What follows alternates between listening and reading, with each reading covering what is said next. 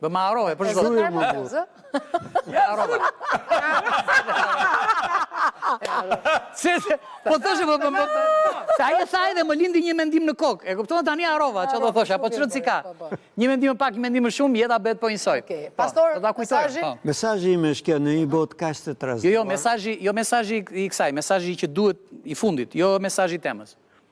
Mesazhi që të shkrova unë. Po bra, atë dhe më thënë. Në këtë kohë e cila është kaq e trazuar në botë, do thoya vetëm këtë që sa do e zezë dhe fuqishme tjetë errësira, kur nuk mund të mposht një qiri sa do i vogël tjetë i ndezur.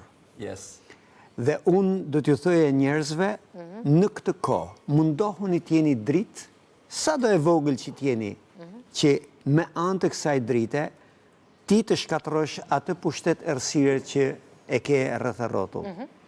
Dhe në qoftë se ne jemi njerëz të cilët themi o sa keq, është njësoj sikur në mes të errësirës të marrë me shtojmë errësirë më shumë. Okej, Albano? Se mbylla. Shiko, unë për të qëndruar më tepër tek fusha, ajo që më takon, edhe mund të lidhet edhe pak me temën, pse jo. Në këto kushte që jetojmë, them se duhet pak më tepër edukim që të dalë jashtë dyerve të shkollës, pra dhe në shoqëri me komunikimin, të mendojmë pozitivisht, të sillemi mirë, se pastaj në fundi këto sjellin dhe pasoja pozitive, dhe karma pastaj është pozitive, nuk është negative. Okej. Tea? Ndoshta lidhet dhe me karmën, por edhe me çfarë po ndodh në fakt së fundi. Ajo që po më trishton shumë janë këto vetvrasjet që po dëgjojmë për ditë. Dhe mendoj që jemi në një kolaps të madh social, shpirtëror, shoqëror. Unë mendoj që shpresa e gjithkujt fillon nga të dëgjuarit nga dikush.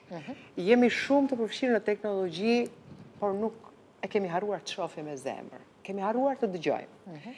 Kemi harruar që sa nxitojmë të bëjmë keq për të dalë te karma. Nuk e dim që ky personi që kemi në krah po jeton ndoshta një botë errët të jetës vet. Është i padëgjuar, është pa shpresë. Ka një problem të madh që ndoshta për ne është shumë i vogël dhe nuk e shohim fare. Nuk na kushton asnjë gjë ta shpërndajmë atë energjinë e mirë që them gjithmonë. Të flasim, përpara se të gjykojmë ta dëgjojmë. Të kemi dëshirën e mirë, më mirë ta ndihmojmë. Dëgjon rëndom që duhet të ndryshojmë botën, të ndryshojmë veten. Okej. Të japim shpresë tjetrit, edhe është shumë e rëndësishme që siç e mendojmë për vete, t'ja themi dikujt që jeta jote vlen sa vlen e imja, sa vlen e gjithë secilit nga ne.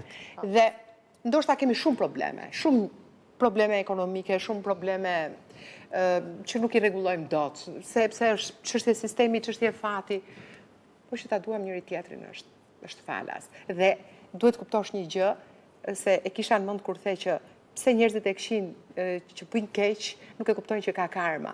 Pse është i keq? Pyetja është, a e din që është njeri i keq?